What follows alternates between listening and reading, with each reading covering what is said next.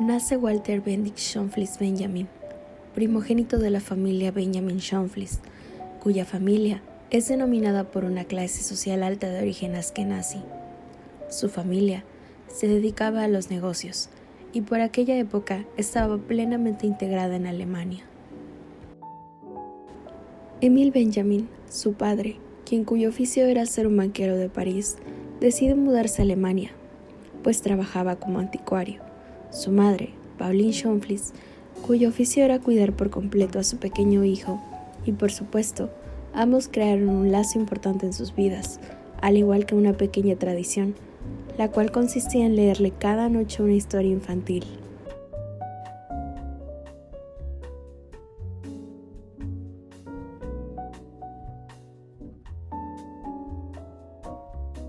Con tan solo 13 años, Benjamin ingresa en un internado en una zona rural, concretamente en Turingia, Alemania.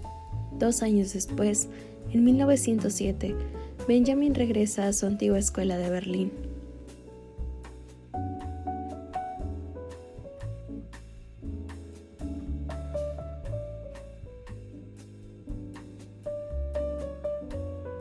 Con tan solo 20 años, Walter Benjamin empieza sus estudios de filosofía en la Universidad de Friburgo, Alemania, aunque al cabo de poco tiempo se transfiere a la Universidad de Berlín para continuar ahí.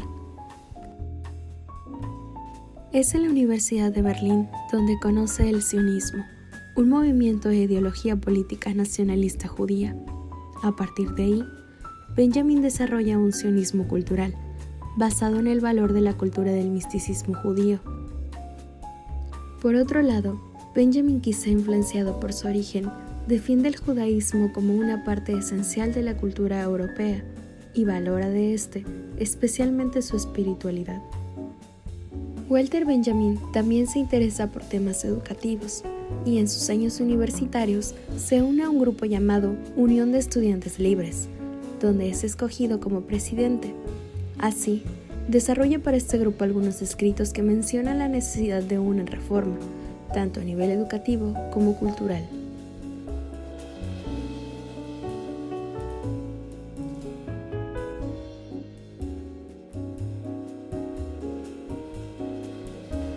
En una conferencia sobre la vida de los estudiantes, Benjamin hace referencia, por primera vez, a la utopía libertaria.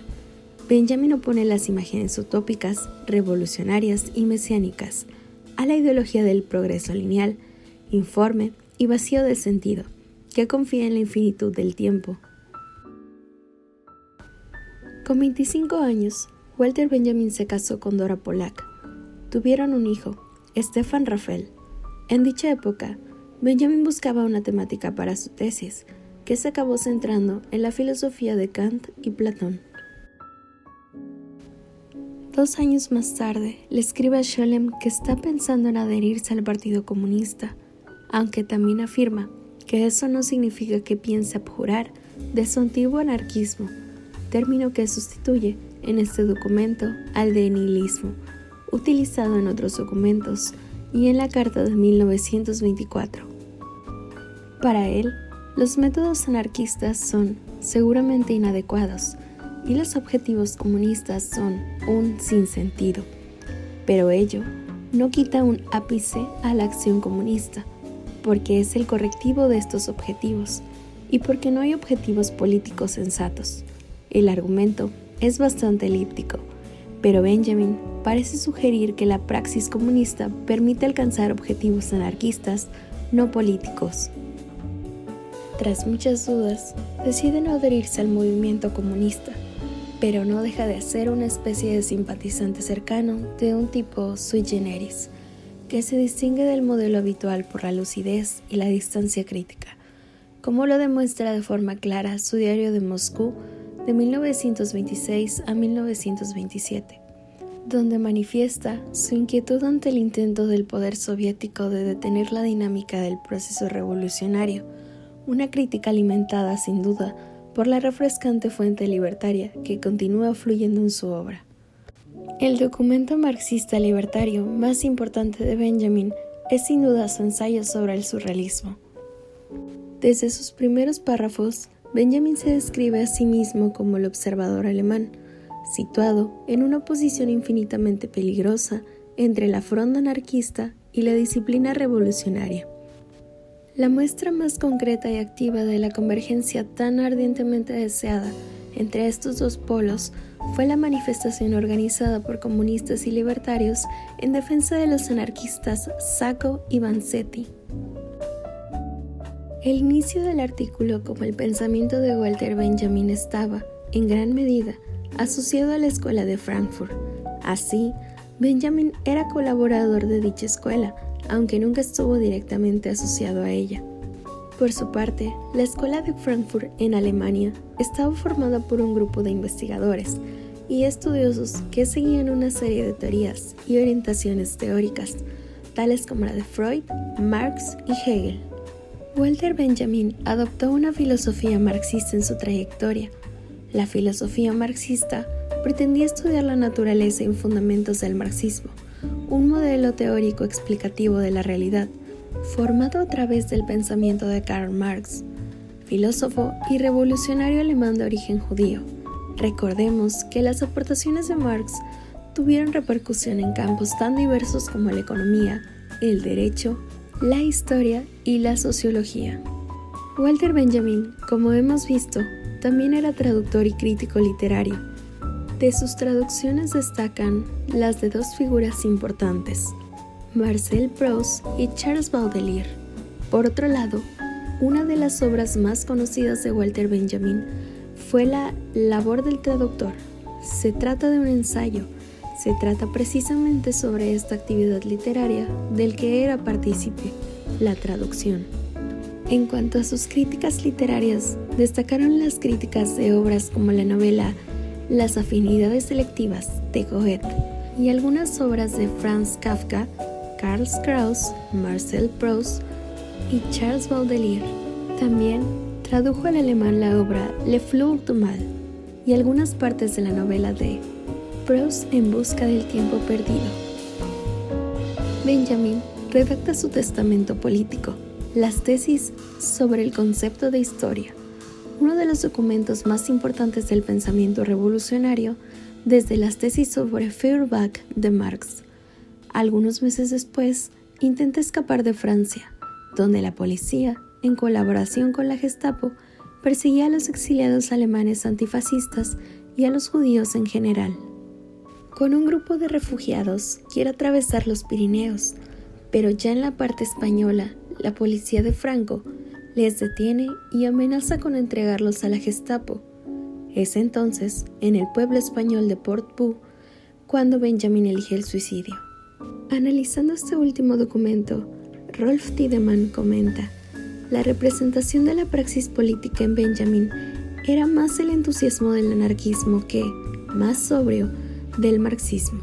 El problema de esta formulación es que opone como excluyentes planteamientos que Benjamin intenta, precisamente, asociar porque le parecen complementarios e igual de necesarios para la acción revolucionaria: la embriaguez libertaria y la sobriedad marxista. En el contexto histórico de la ocupación de Francia por los nazis, Walter Benjamin se dirige a Estados Unidos, atravesando España, pero la policía española le intercepta, junto a un grupo de refugiados del que también forma parte, al no llevar la documentación requerida por aquel momento. A raíz de ello, Benjamin, en un hotel de la localidad fronteriza pirenaica, ingiere una dosis letal de morfina y se suicida en Portbou, provincia de Girona. Tenía 48 años y su muerte ocurría el 26 de septiembre de 1940. Walter Benjamin, a la edad de 45, publica su obra, la obra de arte en la época de su reproductibilidad técnica. Para Walter, la reproductibilidad técnica de la obra de arte y la relación con el desarrollo tecnológico son independientes del sistema económico capitalista. La reproducción técnica es la emancipación de los procedimientos artísticos que posibilita la exhibición. El valor de exhibición otorga a la obra de arte nuevas funciones, como la función artística. Walter Benjamin considera obra de arte el mundo de la fotografía, cine, entre otros. Para eso, él ponía como ejemplo el aura. Primer ejemplo de la destrucción del aura. proceso Revolución Larga, Training, Fotografías de Rostros. La obra de arte se caracteriza por un aquí y ahora. Tiene autenticidad, que es manifestación irrepetible de una lejanía. Constituye su aura, que es lo que desde el origen puede transmitirse en la obra de arte, desde su duración material hasta su testificación histórica. El aura no se puede reproducir, lo que constituye su unicidad. La recepción de la obra responde a un valor cultural. La obra de arte se mantiene oculta, porque importa su presencia y no su exhibición. Está al servicio del culto, cumple con un ritual de lo sagrado, lo mágico y lo religioso, o de lo secular a la belleza. La reproductibilidad técnica origina nuevos medios, el cine y la fotografía. La fotografía existe en la multiplicidad, está pensada para existir en la posibilidad de múltiples copias, y ni su negativo es el original. Mantiene un último valor cultural en el retrato de seres queridos, desaparecidos o lejanos, ya que mantiene el carácter de lejanía aurática. Con el tiempo, exigió una recepción en virtud de un sentido determinado, impuesto por el fotógrafo. Por ejemplo, la aclaración de las imágenes en el pie de las fotografías periodísticas.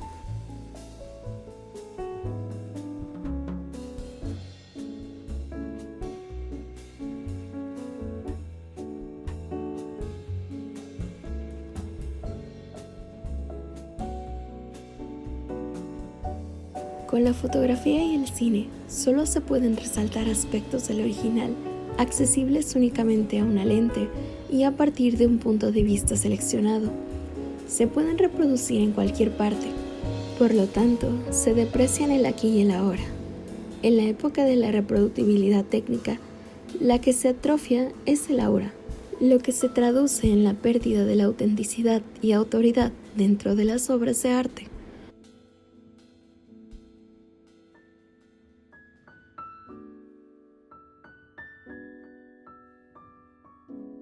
La idea del aura es la singularidad de una obra, su aquí y ahora, todas sus cualidades esenciales, su pasado cultural y religioso, ligado a la función del ritual. Descansar en un atardecer de verano y seguir con la mirada una cordillera en el horizonte o una rama que arroja sombra sobre el que reposa. Eso es aspirar el aura de esas montañas, de esa rama, el aquí y ahora según Benjamin. La obra de arte única, irreproducible y auténtica posee aura.